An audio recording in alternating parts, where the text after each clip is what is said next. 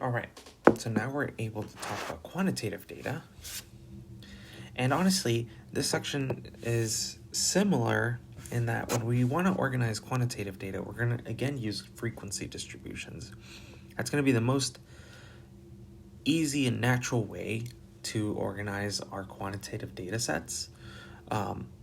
So the same idea holds in that we want to create classes or bins for each category, except our categories are coming directly from the numerical values of the data set.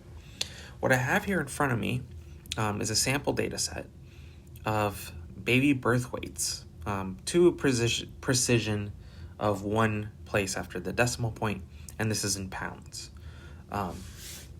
So the first data value is 5.8 pounds, corresponding to a baby that was born 5.8 pounds, as measured by the attending staff when that baby was born.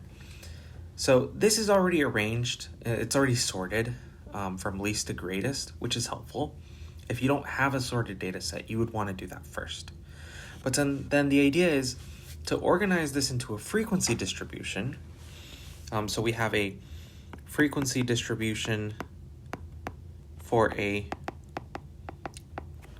quantitative data set distribution, which is a table, essentially, right? Just like we did with categorical data. Except when we're creating our classes, we want to carefully choose what defines them. So what we'll need are a class width, how large these bins need to be, and that's gonna, change how much we compress our data or not. And we need the first lower class limit. So what this means is the lower class limits are the smallest numerical value that a data value can take in order to be part of that class. Okay? And when we set the first lower class limit, what we're saying is, okay, this is below or at the lowest data point the smallest data point in our data set. And we should go up to the largest data value, so that we can include all of our data points in this frequency distribution. Okay, so I'll illustrate and I'll annotate as I go along. And I'm going to choose arbitrarily, right? Sometimes it'll be given to you, sometimes you get to choose, but go with something that's natural if you get to choose. So for the class width, I'm going to go with 1.0. So all our bins are going to be 1.0 wide, so 1 pound wide. And my first lower class limit is going to be 5.0. I chose that because it's a nice, easy number. And we're starting below the smallest data value. I could have started at 5.8, but I find that it's easier to use numbers that are natural and easy to use here. So with that in mind, we're going to write down our classes. So the first lower class limit is 5.0. And what the class width tells us is what the next lower class limit would be, which would be 6.0. And then the next one would be 7.0, and then 8.0. And I could include 9.0, but that wouldn't contain anything. So I'll stop there. I'll explain why I did that in a second. But then what our classes are defined as are really as ranges. So there's the smallest data value it can take on and the largest that it can take on.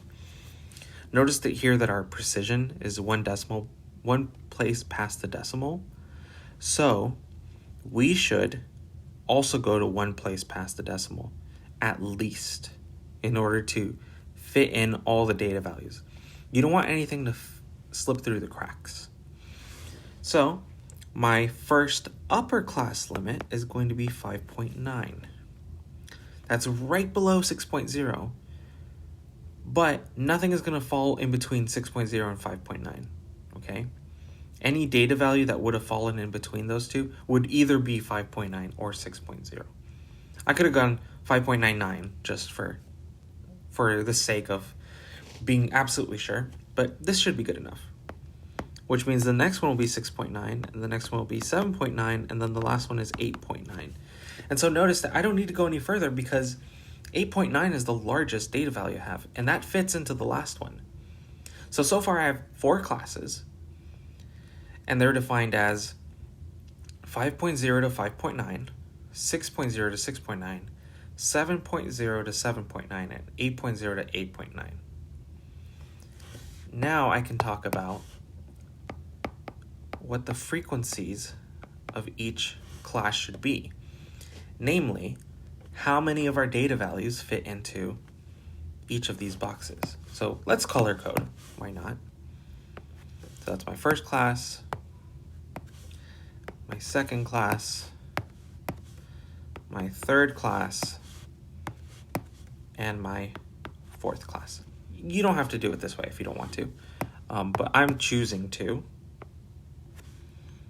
because I want to be clear that I'm going to get 4 frequencies, and each one of these, I'm going to figure out how many of these data values fall into each class. So in the first class, how many data values are between 5.0 and 5.9?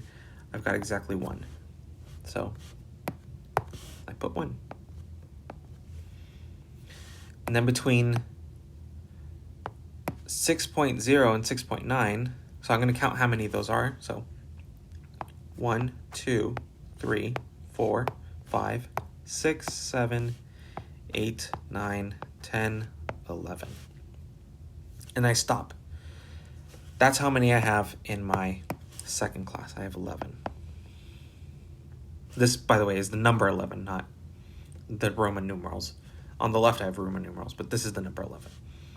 Okay, what about 7.0 and 7.9? Same idea, right? So 1, 2, 3, 4, and then this is a row of 8, so that's going to get me to 12.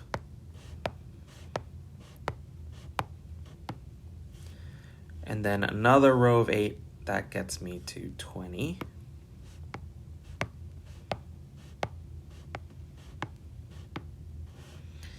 And then another row of 8, and that's 28.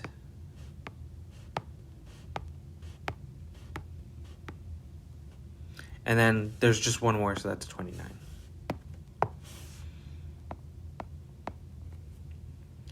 And the rest of them should fit into the last class if you've done this correctly.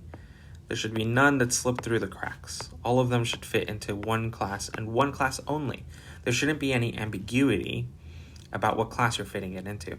Notice that I've circled here 7, so this is 7. And just like with categorical frequency distributions, you'll know that you did this correctly if the sum of the frequencies, so add them all up, is equal to the sample size.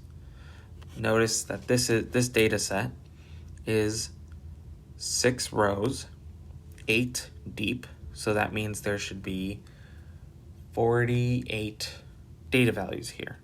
And so if you quickly calculate that, so 1 plus 11 plus 29 plus 7, that gives me 48. Okay, so remember the golden rule here is you know you've done this correctly if the sum of your frequencies over all the classes is the sample size. And so we did this correctly. Now you don't have to color code, and really what the essential information here is just this. This is your frequency distribution.